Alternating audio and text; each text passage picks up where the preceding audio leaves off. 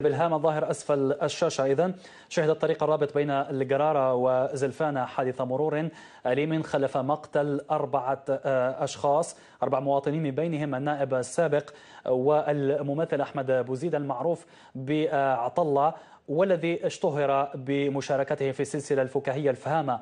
خلف الحادث كذلك 4 جرحى. لتفاصيل أدق عن هذا الحادث وما خلفه معي عبر الهاتف مدير الحماية المدنية بولاية غرداية. مساء الخير سيدي، مرحبا. مساء النور. مساء النور. تفاصيل هذا الحادث من فضلكم. قد سجلنا هذا الحادث الأليم على مستوى الطريق الولائي رقم 201 الرابط بين دائرتي القرارة وزلفانة، وللأسف كان خلف ضحايا في 4 متوفيين تتراوح أعمارهم ما بين 26 و 60 سنة، من بينهم النائب السابق للبرلمان السيد بوزيد أحمد المدعو الشيخ عطلة.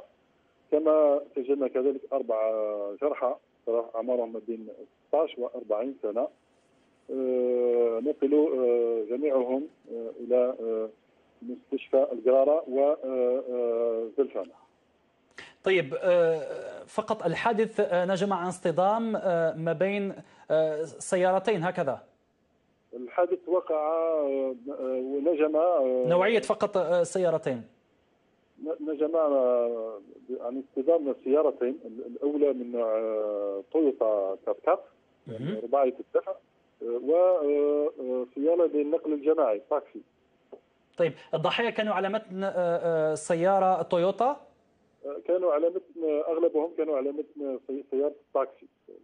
طيب، شكرا جزيلا لك سيد عبد الملك بوبرتخ مدير الحماية المدنية لولاية غرداية على هذه المداخلة.